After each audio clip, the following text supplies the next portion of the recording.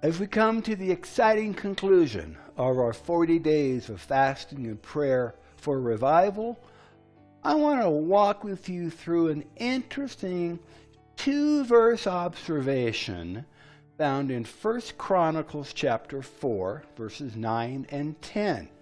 1 Chronicles chapter 4, verses 9 and 10. Open with your Bible and follow with me. 1 Chronicles 4, verses 9 and 10.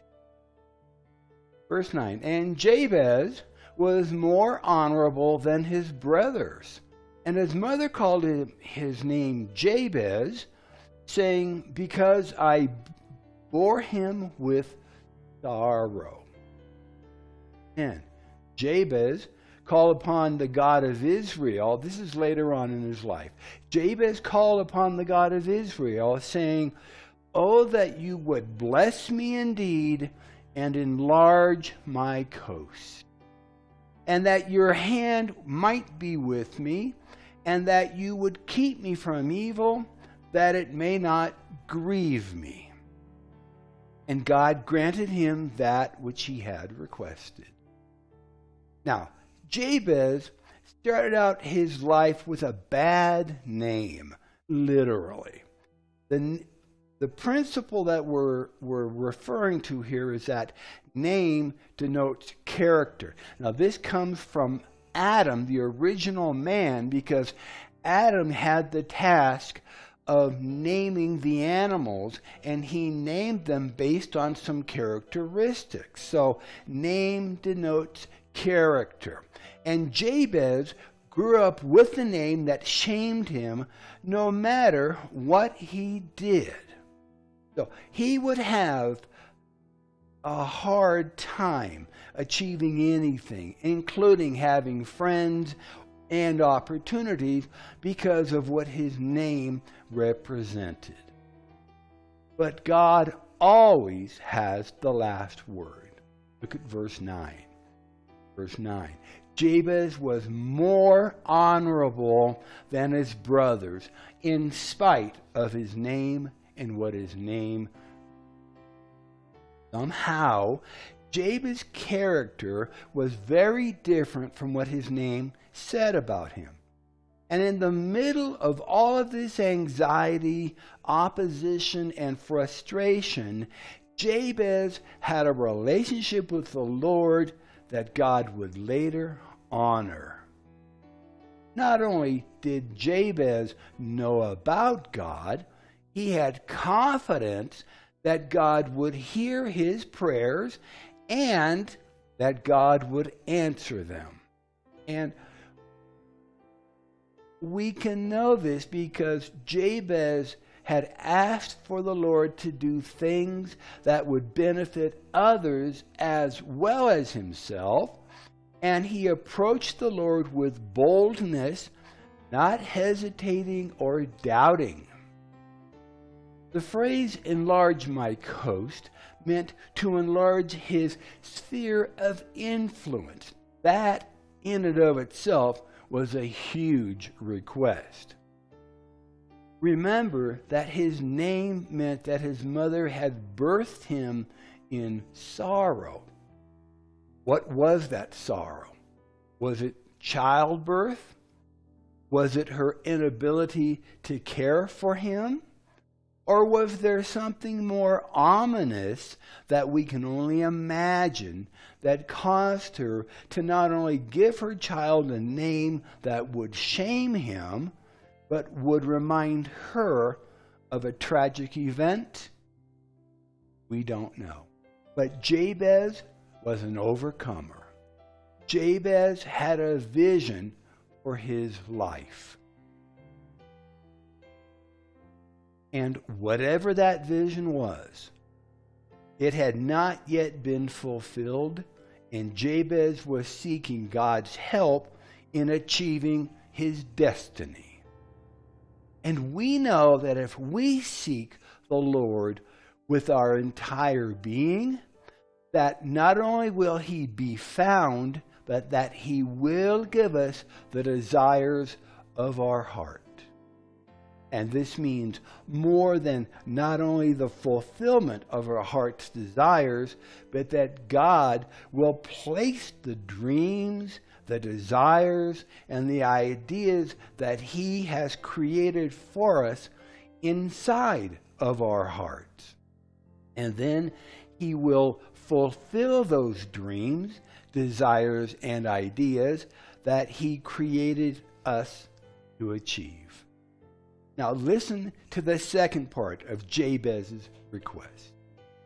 That you will keep me from evil, and that these things would not grieve me. This request was that Jabez would have things, but that the things would not have him. Let me say that again. His request was that he would have things, but things would not have him.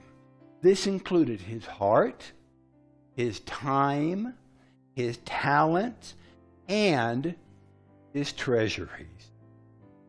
Jabez knew God, and God knew Jabez. Look at what others had said to the Lord. In 1 Chronicles 29, verses 11 through 12.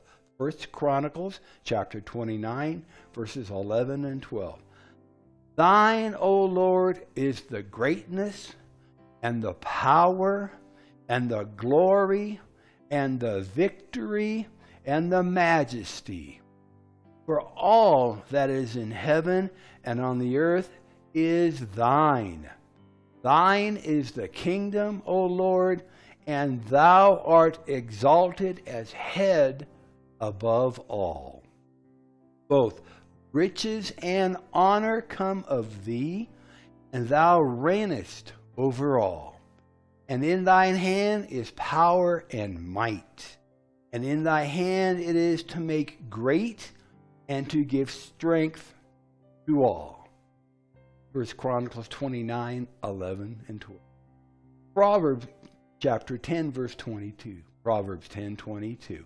The blessing of the Lord, it makes rich, and He adds no sorrow to it. The blessing of the Lord, it makes rich. He adds no sorrow. In 1 Kings chapter 3, we read 1 Kings chapter 3, verses 7 through 14.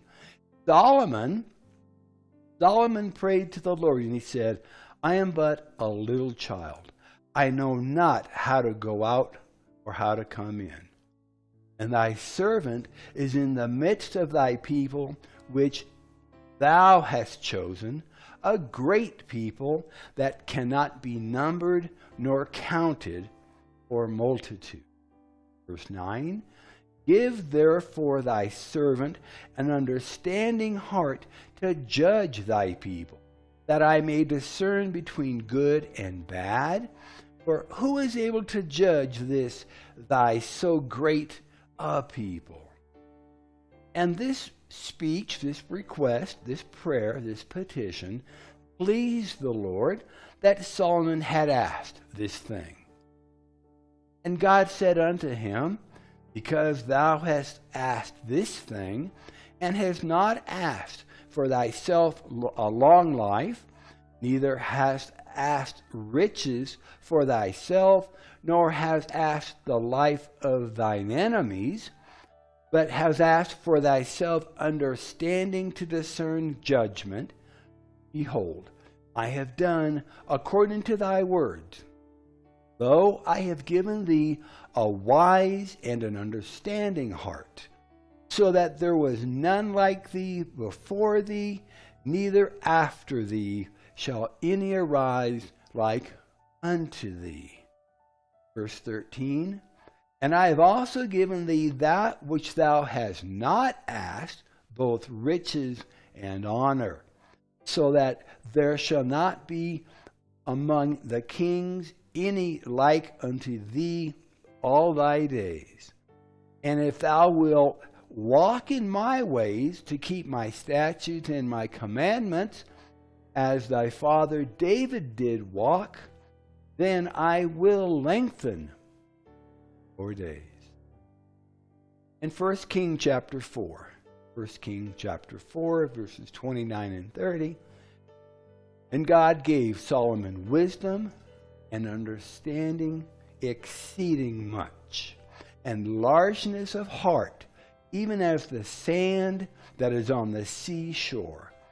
And Solomon's wisdom excelled the wisdom of all the children of the east country and all the wisdom of Egypt. Jabez was able to approach the Lord with such bold requests because of his humbled heart. And a humbled heart is a part of obedience that comes from fasting and praying. And it pleased the Lord to bless Jabez and to honor his requests, just as for King David and for King Solomon.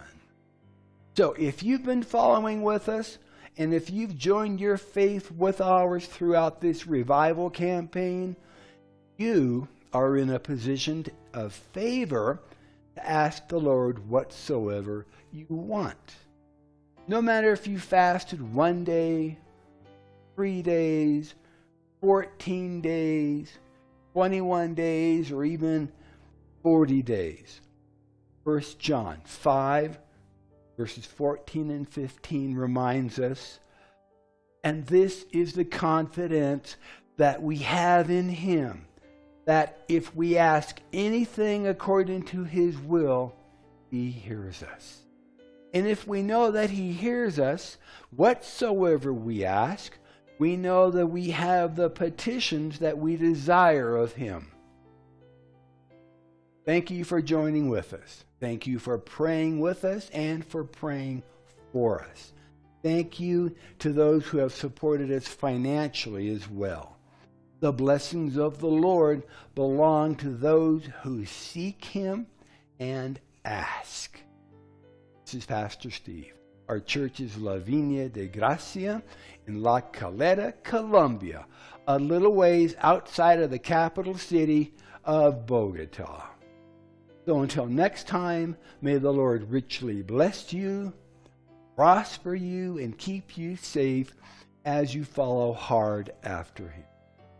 Be sure to send us your testimonies of what the Lord has done for you and those around you as we complete this 40-day time of fasting and praying and seeking the Lord in all things. And we'll see you next time. God bless.